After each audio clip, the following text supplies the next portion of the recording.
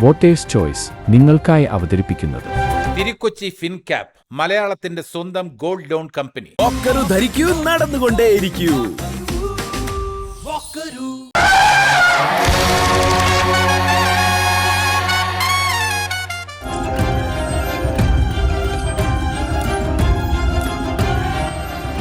Voters choice 2025 തുടരുകയാണ്.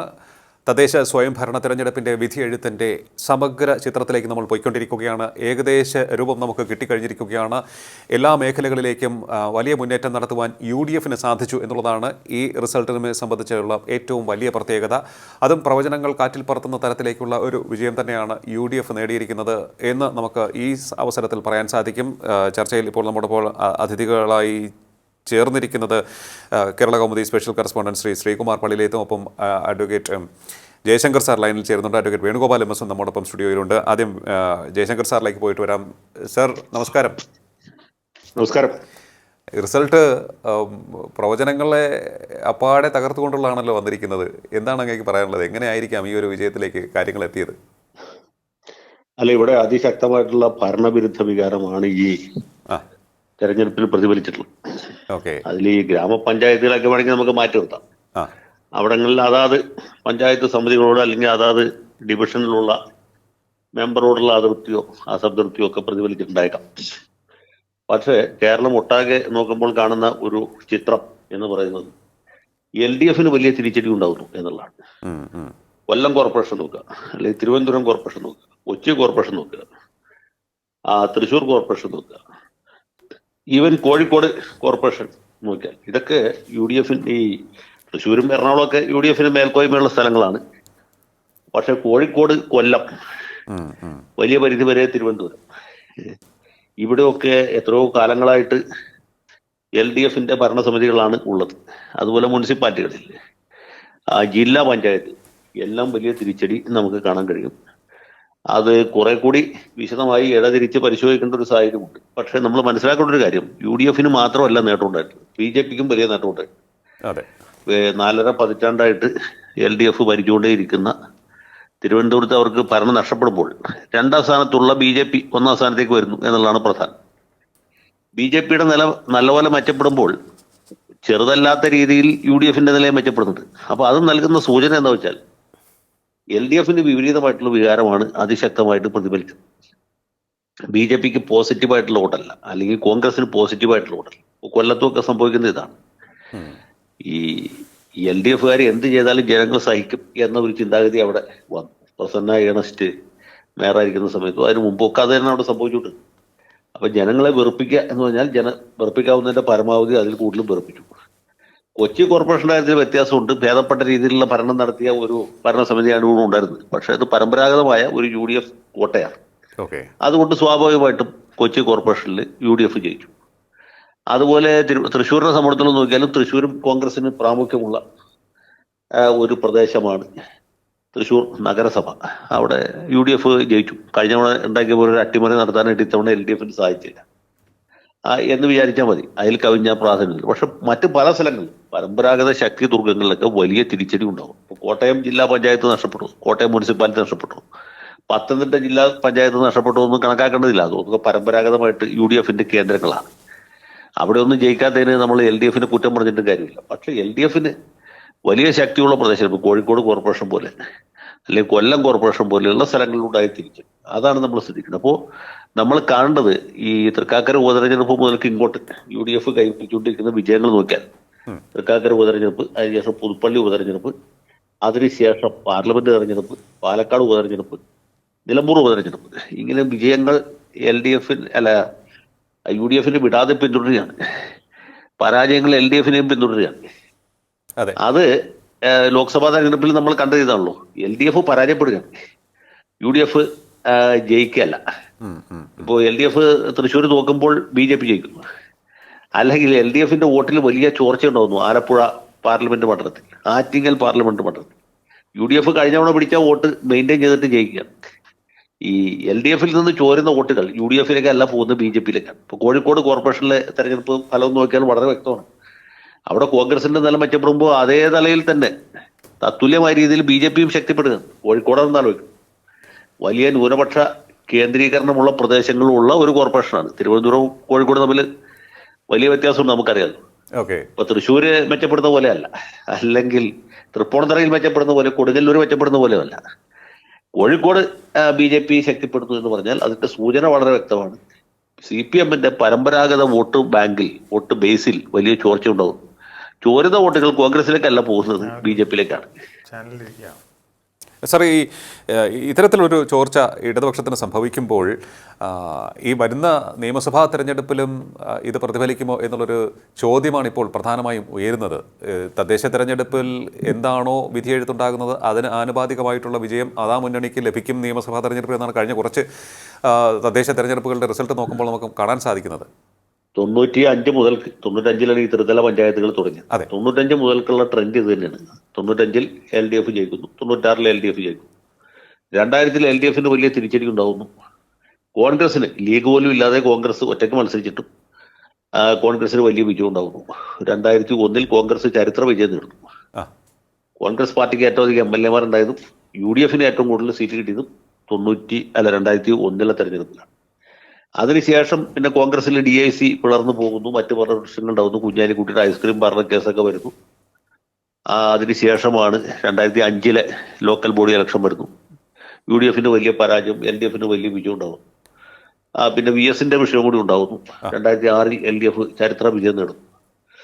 2010-ൽ വീണ്ടും ചരിത്രം ആവർത്തിക്കുന്നു, UDF-ന് വമ്പിച്ച വിജയം ഉണ്ടാകുന്നു. പക്ഷെ ആ വിജയം അതേ രീതിയിൽ ക്യാരി ഫോർവേഡ് ചെയ്യാൻ അവർക്ക് പറ്റുന്നില്ല. കാരണം വെച്ചാൽ അതിനിടയ്ക്ക് വീണ്ടും ഐസ്ക്രീം കേസ് പൊങ്ങി വന്നു. ബാലകൃഷ്ണപിള്ളയെ സുപ്രീം കോടതി ശിക്ഷിച്ചു.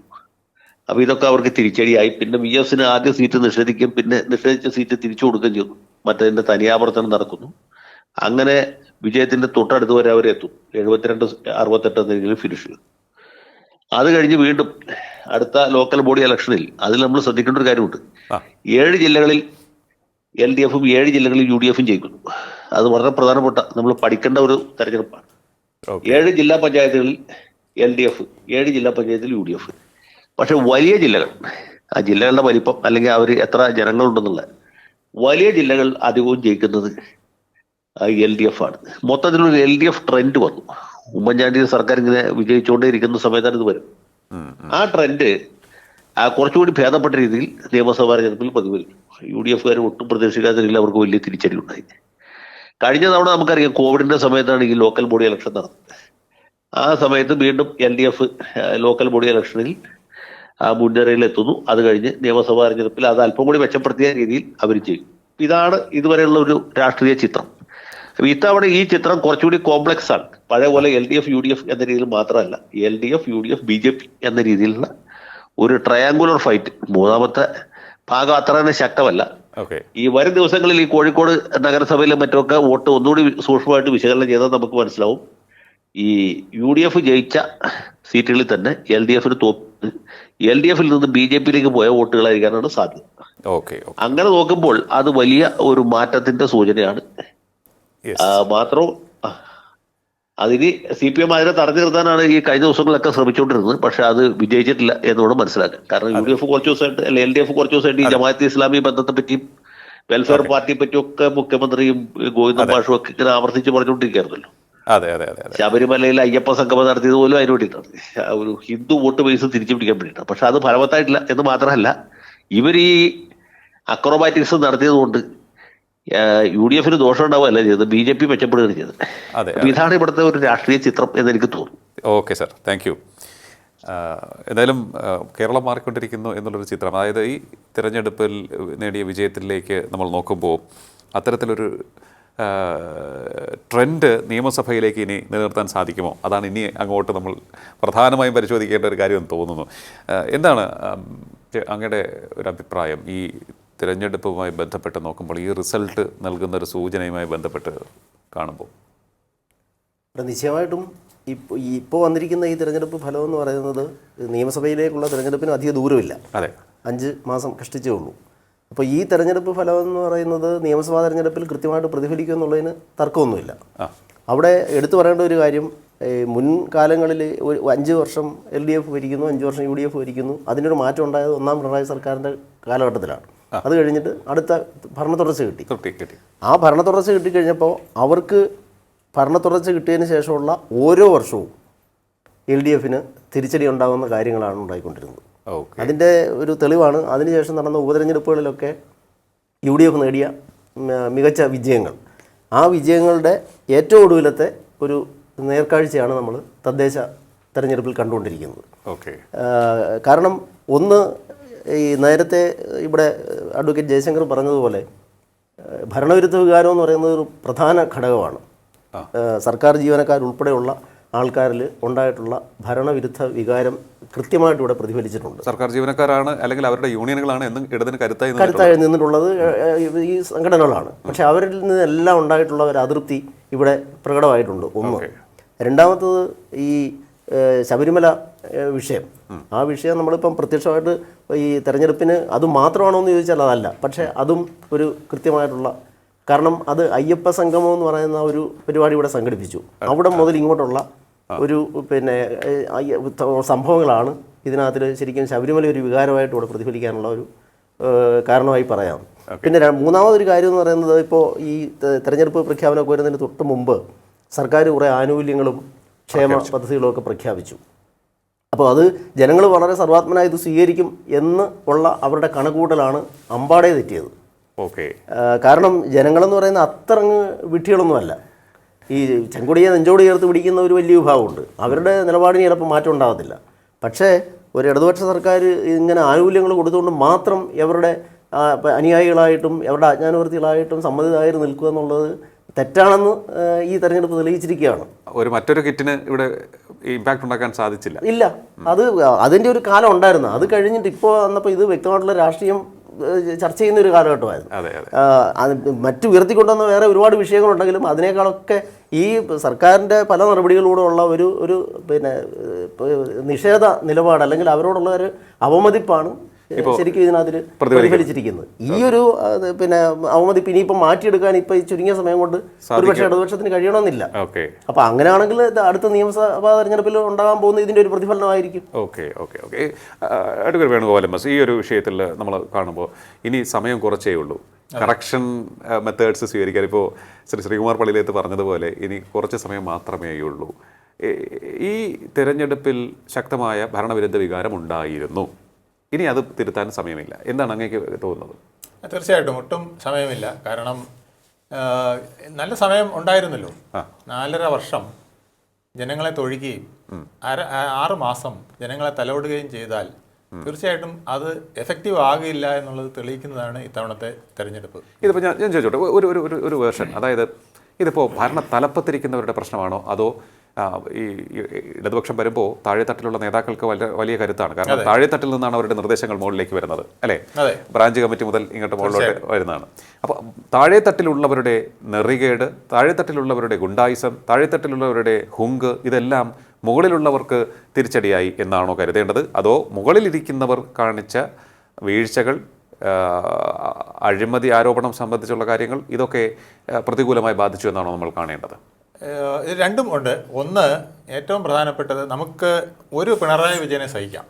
കാരണം അദ്ദേഹത്തിൻ്റെ രീതിയോ സ്വഭാവ രീതിയോ അദ്ദേഹം ജീവിച്ചു വന്ന ശൈലിയോ പീഡനങ്ങളുടെ ഫലമൊക്കെ ആയിട്ട് അദ്ദേഹത്തിൻ്റെ ഒരു രീതി, ഒരു ഗർവ് ജനങ്ങൾ സഹിക്കും. കാരണം അത്രയും ടോപ്പിലുള്ള ഒരു ലീഡറാണെന്ന് വയ്ക്കാം.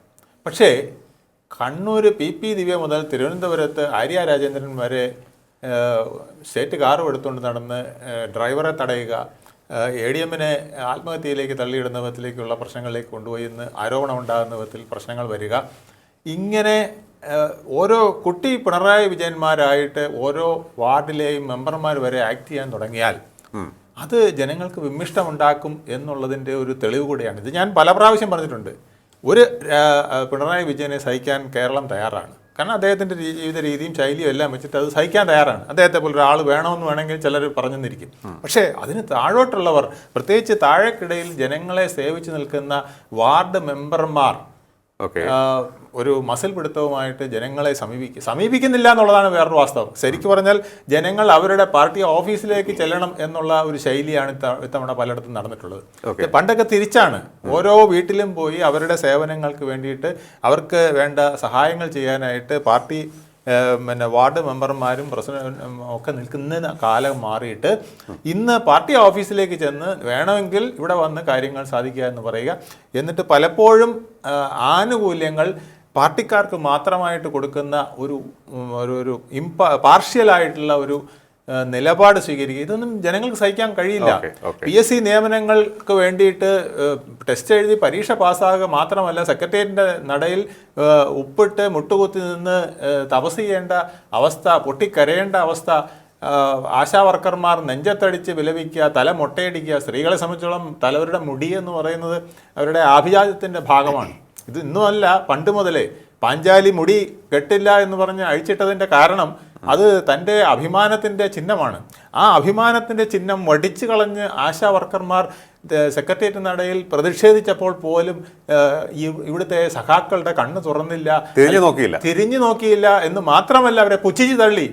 ഇതൊക്കെ വെറും ഷോയാണ്, യഥാർത്ഥ ആശാ വർക്കർമാർ ഞങ്ങളുടെ കൂടെ നിൽപ്പുണ്ട് എന്ന് പറയുന്നു. മനസ്സിലായില്ലേ? ഈ ഒരു രീതി, ഞങ്ങളുടെ കൂടെ നിൽക്കുന്ന പീഡകരല്ല, അപ്പുറത്ത് നിൽക്കുന്നവർ പീഡകരാണ് അങ്ങനെ ഒരു വിഷയത്തിലേക്ക് വരുന്നു. ഞാൻ ശ്രീ ശ്രീകുമാർ പള്ളിയിലെത്തി. ഇവിടെ ഇപ്പം PP ദിവ്യയുടെ പേര് പരാമർശിച്ചു, ആര്യ രാജേന്ദ്രൻ്റെ പേര് പരാമർശിച്ചു. ഇതൊക്കെ പലപ്പോഴും ചർച്ചകളിൽ വന്നിട്ടുള്ള പേരുകളാണ്. ചില SFI നേതാക്കളുടെ പേരുകൾ പരാമർശിക്കപ്പെട്ടിട്ടുണ്ട്. ഇവരൊക്കെ തന്നെ ഈ ഇടതുപക്ഷത്തിനൊരു തലവേദനയാകും എന്ന് അന്ന് എല്ലാവരും പറഞ്ഞിരുന്നു. പക്ഷേ ചിലർ പറഞ്ഞേ അതൊന്നും കാര്യമായിട്ട് എടുക്കില്ല, തദ്ദേശ തിരഞ്ഞെടുപ്പിൽ നമുക്കിപ്പോൾ കുറച്ച് ആനുകൂല്യങ്ങളൊക്കെ കിട്ടി, അതിൻ്റെ പേരിൽ അങ്ങ് ജയിച്ചു പോകാം എന്ന് കരുതി. പക്ഷേ അഹങ്കാരം, ഹുങ്ക്, അത് മലയാളികൾ അത്ര അങ്ങ് വെച്ച് പൊറുപ്പിക്കില്ല അല്ലേ? അതായത് ഈ വേണുഗോപാൽ സാർ പറഞ്ഞതിൻ്റെ തുടർച്ചയായിട്ട് ഞാൻ പറയുന്നത്, ഒരു ചൊല്ലുണ്ട്, മുമ്പേ ഗമിച്ചീടിനെ ഗോവുതൻ്റെ പിമ്പേ ഗമിക്കും ബഹുഗോക്കളെല്ലാം എന്ന് പറയുന്ന ഒരു ചൊല്ലുണ്ട്.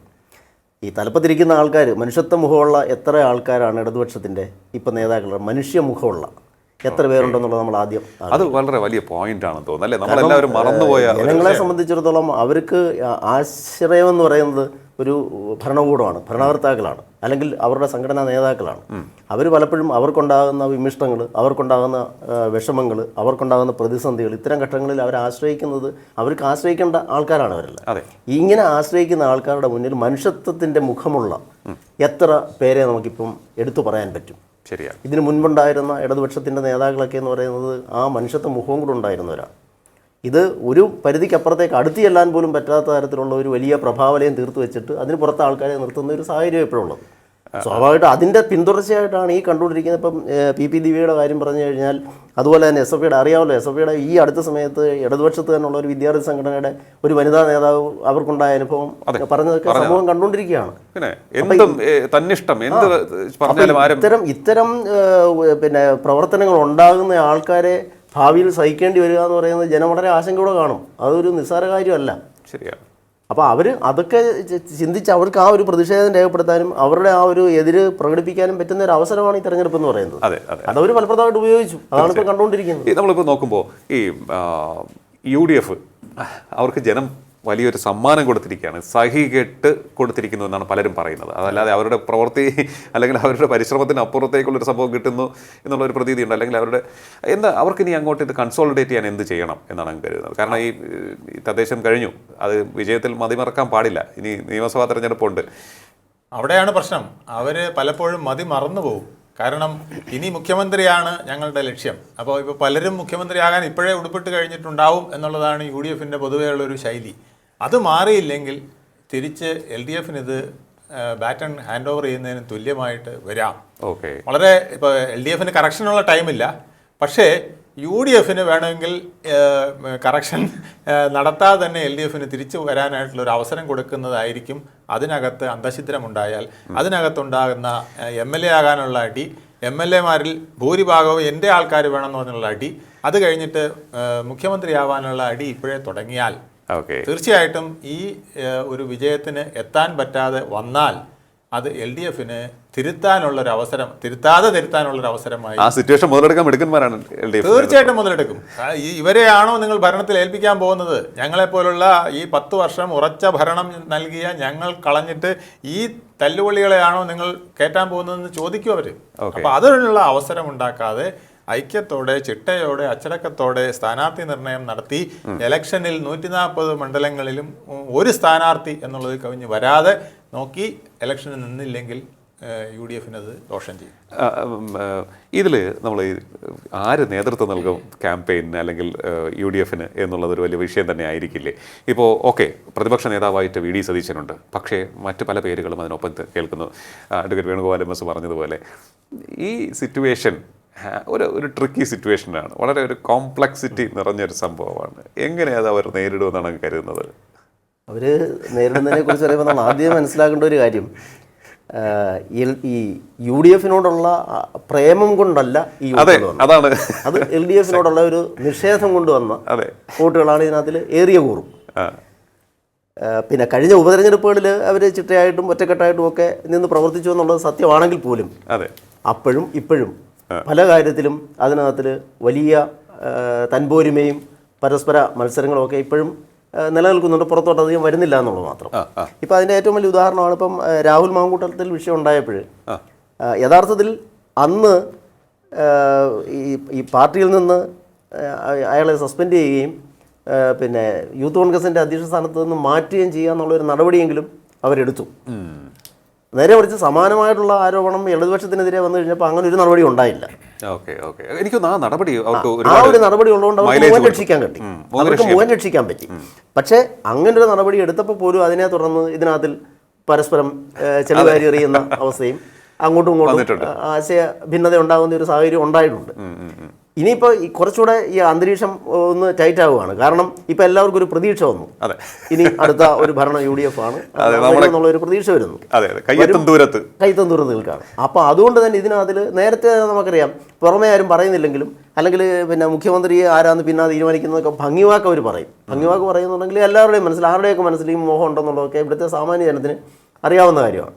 അപ്പോൾ ഇനി ഇതിനു വേണ്ടിയുള്ള പ്രവർത്തനങ്ങളിലേക്ക് അവർ ഓരോരുത്തരും ശ്രദ്ധിക്കുമ്പോൾ അവർ ഓരോരുത്തരും സ്വയം ഇതാണെന്ന് വരുത്തി തീർക്കാൻ വേണ്ടിയുള്ള ഒരു ശ്രമം നടത്തുമ്പോൾ അത് ഇതിൻ്റെ കെട്ടുറപ്പിനെയൊക്കെ ആകെ ബാധിക്കുകയും ഘടകകക്ഷികൾക്കിടയിലേക്ക് ഒരസംതൃപ്തി വളരുകയും ചെയ്യാനുള്ളൊരു സാധ്യതയുണ്ട്. തള്ളിക്കളയാൻ പറ്റില്ല. ആ സാധ്യത മുന്നിൽ കണ്ട് അത്തരം ഒരു അന്തരീക്ഷത്തിലേക്ക് പോവാതെ ഈ ഒരു ചെമ്പോ നിലനിർത്തിക്കൊണ്ട് പോവുക എന്നുള്ളതാണ് UDF സംബന്ധിച്ചിടത്തോളം ഏറ്റവും നല്ല ഒരു അന്തരീക്ഷം എന്ന് പറയുന്നത് അതാണ്. കാരണം ഈ ലീഗ് ശക്തി കേന്ദ്രങ്ങളിലൊക്കെ തന്നെ UDF മികച്ച വിജയം നേടാൻ സാധിച്ചിട്ടുണ്ട്. ലീഗ് ഇനി ഒരു നിർണായക ഒരു ശക്തി തന്നെ ആയിരുന്നു, പക്ഷേ അവർക്ക് കൂടുമോ? അങ്ങെന്താണ് കരുതുന്നത്? തീർച്ചയായിട്ടും UDF വന്നാൽ പ്രഗത്ഭരായ മുഖ്യമന്ത്രിമാരുള്ള ഉമ്മൻചാണ്ടി, ആന്റണി പോലുള്ളവരുള്ളപ്പോൾ പോലും UDF ലീഗ് അവരുടെ അപ്രമാദിത്വം കാണിച്ചിട്ടുണ്ട്. അപ്പോൾ ഇന്നത്തെ കാലത്ത് UDF ആ ഒരു അപ്രമാദത്തിന് അവരൊട്ടും കുറവ് വരുത്തില്ല. കാരണം അത് മാത്രമല്ല, അവരുടെ എഫേർട്ട് വളരെയധികം ഉണ്ട്. ഇന്നത്തെ വിജയത്തിൻ്റെ ഏറ്റവും വലിയ ഘടകം അവരാണ്. ശരിക്കും പറഞ്ഞാൽ ഇത് വിജയിച്ചിരിക്കുന്നത് UDF അല്ല, മുസ്ലിം ലീഗാണ്. കാരണം അവരാണ് അടിത്തട്ടിൽ പ്രവർത്തിച്ചിട്ടുള്ളത്. UDF എന്ന് പറഞ്ഞാൽ സ്ഥാനാർത്ഥിയെ നിർത്തി വേറെ കുറേ സ്ഥാനാർത്ഥികളിൽ നിന്ന് പരസ്പരം അടികൂടുകയും പ്രശ്നങ്ങൾ ഉണ്ടാക്കുകയും ചെയ്തപ്പോൾ പലയിടത്തും. പക്ഷേ പിന്നെ മുസ്ലിം ലീഗ് അങ്ങനെയല്ല ചെയ്തത്. മുസ്ലിം ലീഗ് തങ്ങളുടെ സ്ഥാനാർത്ഥിയെ മാത്രമല്ല UDF മുഴുവൻ സ്ഥാനാർത്ഥികളെയും വിജയിപ്പിക്കുന്നതിന് വേണ്ടി അഹോരാത്രം ഓരോ മുസ്ലിം ലീഗ് പ്രവർത്തകനും പ്രവർത്തിച്ചു എന്നുള്ളതാണ് ഈ UDF വിജയത്തിന്റെ മറ്റൊരു ഘടകം. എനിക്ക് തോന്നുന്നു അവരൊക്കെ കൃത്യമായി ഉൾക്കൊണ്ടു. അതായത് ഇനിയൊരു തോൽവി അത് സഹിക്കാൻ പറ്റില്ല. UDF പിന്നെ എന്തെങ്കിലും പറഞ്ഞ് ചിലപ്പം ചിഹ്നമായി പോകാനും അവർക്ക് നിൽക്കാനും പറ്റും. പക്ഷേ മുസ്ലിം ലീഗിന് അങ്ങനെ പോകാൻ പറ്റില്ല. മുസ്ലിം ലീഗ് സ്വാതന്ത്ര്യത്തിന്റെ ആദ്യ നാളുകൾ മുതൽ ഇവിടെ അടിയുറച്ച ഒരു CPM പോലെ നിൽക്കുന്ന ഒരു സംഘടനയാണ് മുസ്ലിം ലീഗ്. അവരെ പെട്ടെന്ന് അങ്ങനെ ഇളക്കാനൊക്കില്ല, ഇളക്കാനുള്ള സന്ദർഭം അവർ കൊടുക്കുകയില്ല. അതാണ് ഇപ്പോൾ കാണുന്നത്. അതെ, ഇതിപ്പോൾ ഹൈക്കമാൻഡിന്റെ പങ്കിനി വളരെ വളരെ നിർണായകമായിരിക്കും. ഇവിടെ ഹൈക്കമാൻഡിന്റെ പിന്തുണ പലരും പറഞ്ഞിട്ടുണ്ട്. പണ്ട് ശ്രീ ഉമ്മൻചാണ്ടി മുഖ്യമന്ത്രിയായിരുന്നപ്പോൾ അദ്ദേഹത്തിന് ഹൈക്കമാൻഡിന്റെ പിന്തുണ ഏറെക്കുറെ ഉണ്ടായിരുന്നു, അല്ലെങ്കിൽ ഹൈക്കമാൻഡിൽ കൃത്യമായി ഇടപെടൽ നടത്താൻ സാധിക്കുന്നവരുണ്ടായിരുന്നു. പക്ഷേ അത് കഴിഞ്ഞ് ഇങ്ങോട്ട് വന്നപ്പോൾ രമേശ് ചെന്നിത്തലയെ മാറ്റിയ വിഷയം മുതൽ നമ്മൾ നോക്കുമ്പോൾ രമേശ് ചെന്നിത്തല അത്യാവശ്യം നന്നായി പെർഫോം ചെയ്തൊരു പ്രതിപക്ഷ നേതാവായിരുന്നു. പക്ഷേ അദ്ദേഹത്തെ മാറ്റിയ രീതിയിൽ സാധാരണക്കാർക്ക് പോലും അസംതൃപ്തി ഉണ്ടായിരുന്നു. ആ സമയം മുതൽ പ്രതിപക്ഷ നേതാക്കൾക്ക് എത്രത്തോളം പിന്തുണ ഹൈക്കമാൻഡിൽ നിന്നുണ്ട് എന്നുള്ളൊരു സംശയം ഉണ്ടായിരുന്നു. VD സതീശൻ വന്നു, VD സതീശനും എത്രത്തോളം പിന്തുണയുണ്ട് എന്നുള്ളതിന് ഇപ്പോഴും സംശയമുണ്ടെന്ന് തോന്നുന്നു. ഹൈക്കമാൻഡിൻ്റെ പങ്ക് എത്രത്തോളം നിർണായകമായിരിക്കും ഈ കോൺഗ്രസ് സെറ്റപ്പിനെ കൃത്യമായി നിലനിർത്തുന്നതിലും നന്നായി മുന്നോട്ട് കൊണ്ടുപോകുന്നതിലും? ഈ കോൺഗ്രസ് നേതാക്കളെ സംബന്ധിച്ചിടത്തോളം അല്ലെങ്കിൽ കോൺഗ്രസിനെ സംബന്ധിച്ചിടത്തോളം അവരുടെ ഒരു പരമോന്നത അധികാര കേന്ദ്രമായിട്ട് അല്ലെങ്കിൽ നിയന്ത്രിക്കുന്ന ഒരു കേന്ദ്രമായിട്ട് ഹൈക്കമാൻഡിനെ പറയുന്നുണ്ട്. പക്ഷേ നമ്മൾ കഴിഞ്ഞ കുറേ നാളായിട്ട് കണ്ടുവരുന്ന കാര്യം വെച്ച് കഴിഞ്ഞാൽ ഈ ഹൈക്കമാൻഡിന് ഈ പറഞ്ഞ പോലെ കേരളത്തിലെ കോൺഗ്രസ് രാഷ്ട്രീയത്തിൽ അവർ പറയുന്ന അവരുടെ ചൊൽപ്പടിക്കൊന്നും ഇവിടുത്തെ കാര്യങ്ങൾ നിൽക്കത്തില്ല എന്നുള്ളതിൻ്റെ ഏറ്റവും വലിയ ഉദാഹരണമാണ് സമീപകാലത്തുണ്ടായ പുനഃസംഘടനയുടെ വിഷയങ്ങൾ.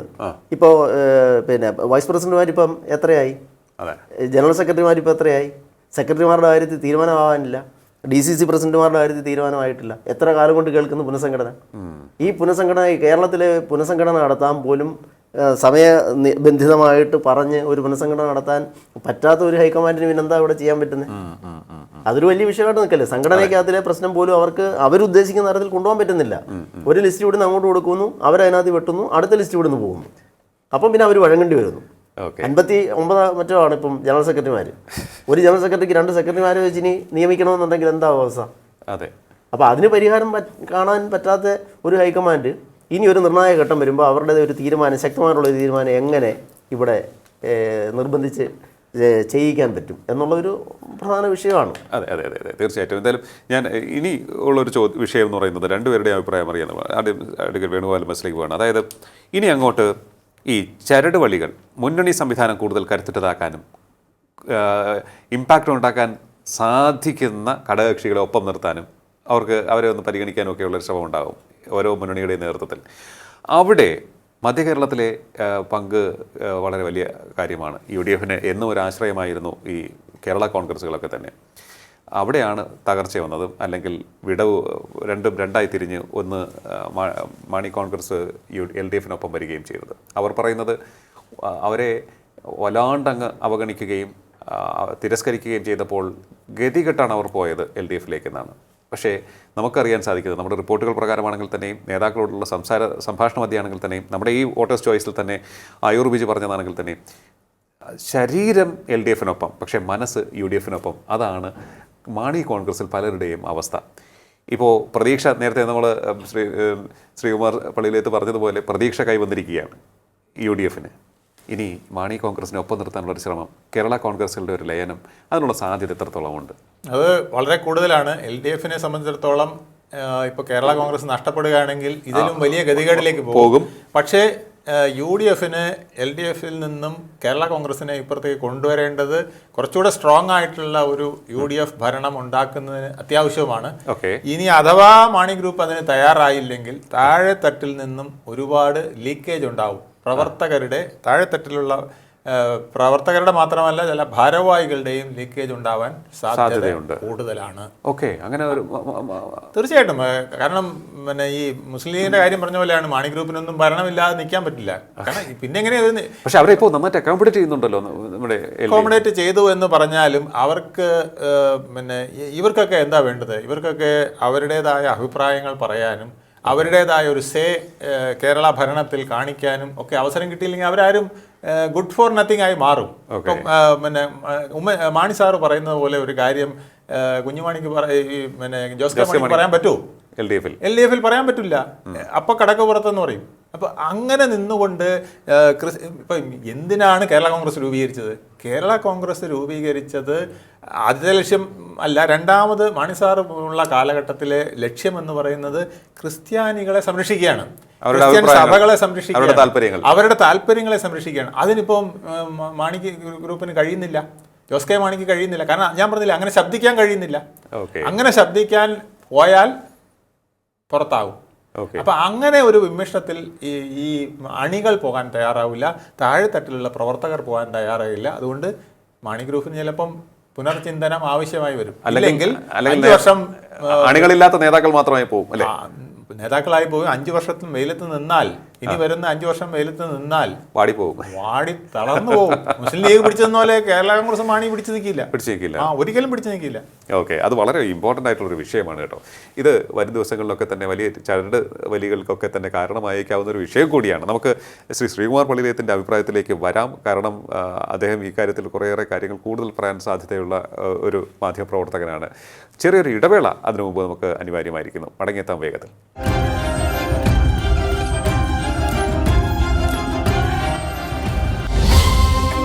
വോട്ടേഴ്സ് ചോയ്സ് നിങ്ങൾക്കായി അവതരിപ്പിച്ചത് തിരുക്കൊച്ചി ഫിൻക്യാപ്പ്, മലയാളത്തിന്റെ സ്വന്തം ഗോൾഡ് ലോൺ കമ്പനി. ധരിക്കൂ, നടന്നുകൊണ്ടേയിരിക്കൂ.